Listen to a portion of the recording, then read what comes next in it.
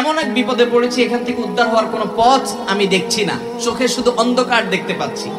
আমল শিখিয়ে দেন বা কোন একটা আমাকে বলে দেন যেটা করলে আমার কাজে আসবে, দোয়া শিখিয়ে দেন।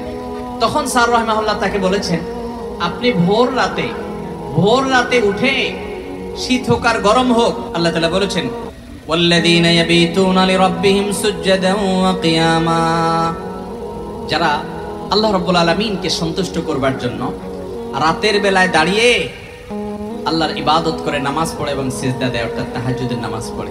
ভাইরা আমার, আল্লাহর জমিনে 5 ওয়াক্ত নামাজের পর সবচেয়ে শ্রেষ্ঠ, সবচেয়ে মর্যাদাপূর্ণ নফল নামাজ হলো, সুন্নাত নামাজ হলো।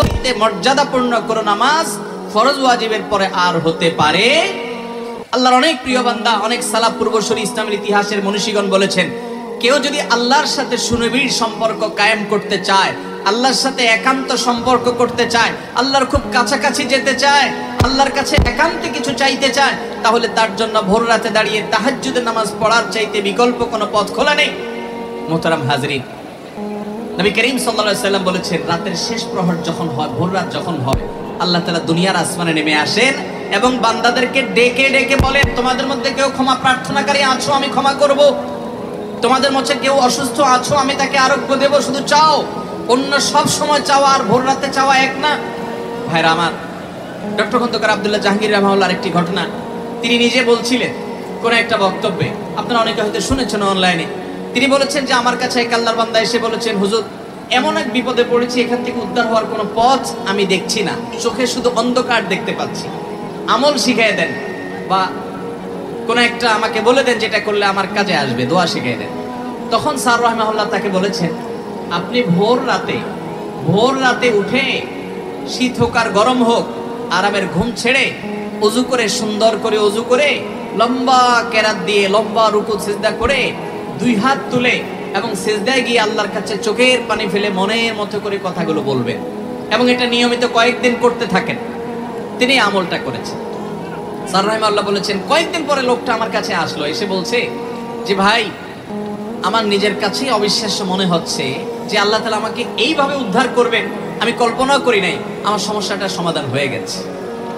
ভাইরা আমার, আপনি যদি পৃথিবীতে আপনার দুঃখের কথাটা বলার মতো কোনো মানুষ না পান, কারোর কাছে বলার পর ভরসা না পান, আপনার যদি দেয়ালে পিঠ ঠেকে যায়, তো মনে রাখবেন ভোর রাতের তাহাজ্জুদ হলো আল্লাহর জমিনে আপনার জন্য সবচেয়ে বড় অস্ত্র, সবচেয়ে বড় অস্ত্র। কোরআনে কারিমে আল্লাহ তাআলা এই নফল নামাজের নির্দেশ আমাদের নবীজিকে দিয়েছেন, ওয়ামিনাল লাইলি ফাতাহাজ্জাদ বিহি নাফিলাতাল লাক, রাতের কিছু অংশ নফল হিসাবে তুমি পড়ো। অতএব ভাইরা আমার, তাহাজ্জুদের নামাজ এটা আজ আমাদের পড়া কঠিন হয়ে গেছে, নানা কারণে কঠিন হয়ে গেছে। সবচেয়ে বড় কারণ হলো এই ডিভাইসটা, স্মার্টফোন। এটা আমাদের পরিবারগুলোকে খান করে দিচ্ছে। এটার অনিয়ন্ত্রিত ব্যবহার যুবকদেরকে শেষ করে দিচ্ছে। এটার নিয়ন্ত্রণহীন ব্যবহার বহু যুবকের ছাত্র জীবন শেষ করে দিচ্ছে, বহু ঘর ভেঙে দিচ্ছে, বহু সংসার তছনছ করে দিচ্ছে, বহু সন্তানকে বাবা মা থেকে দূরে সরিয়ে দিচ্ছে, বহু স্ত্রীকে স্বামী থেকে দূরে সরিয়ে দিচ্ছে। এই মোবাইল ফোন আমাদের অবসর সময়গুলো নিয়ে গেছে। এটার ব্যস্ততা আমাদেরকে এত বেশি গ্রাস করে ফেলেছে যে রাতে আমরা শুইতে 12টা 1টা 2টা বাজায় দেই। সকালে ডিউটি আছে, তারপর আমরা দেরি করে শুই। অথচ নবী করিম সাল্লাল্লাহু আলাইহি ওয়াসাল্লাম এশার পরে আর কোনো কাজ করা, কথাবার্তা, আলাপ সালাপ পছন্দ করতেন না। তিনি রাতে এশার আগে সব সেরে ফেলতেন, এশার পরে দ্রুত শুয়ে পড়তেন।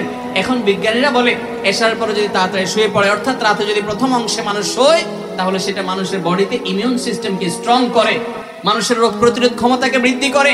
আমার নবী সাল্লাল্লাহু আলাইহি ওয়াসাল্লাম সেই 1450 বছর আগেই বলে গিয়েছেন যে রাতের প্রথম অংশে ঘুমাতে হবে। শয়তান আমাদেরকে ঘুমাইতে দেয় না, 12টা 1টা 2টা পর্যন্ত মোবাইল টিপাটিপি করি। তাহাজ্জুদ তো দূরের কথা, ফজর পড়াই কঠিন হয়ে যায়।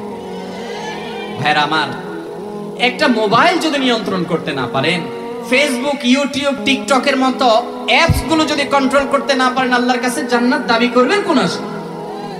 অতএব চেষ্টা করবো তো ইনশাআল্লাহ এশার পরে আর কোনো মোবাইল টিপাটিপি না ভাই, কোনো আলাপ সালাপ নাই, দ্রুততার সাথে যত তাড়াতাড়ি সম্ভব বিছানায় চলে যাবেন। শীতের রাতে যদি আপনি তাড়াতাড়ি শুয়ে পড়েন, 9টা বা 10টার ভিতরে যদি আপনি ঘুমায় যেতে পারেন এবং ঘুমের আগে যদি অহেতুক মোবাইল টিপাটিপি না করেন, তাহলে শুইলেই ঘুম আসবে। দেখবেন ভোর রাতে এমনি ঘুম ভেঙে যাবে এবং তাহাজ্জুদ পড়া সহজ হবে। বিশেষ করে রমজান মাসে সাহারি খেতে সবাই উঠেন কি উঠেন না?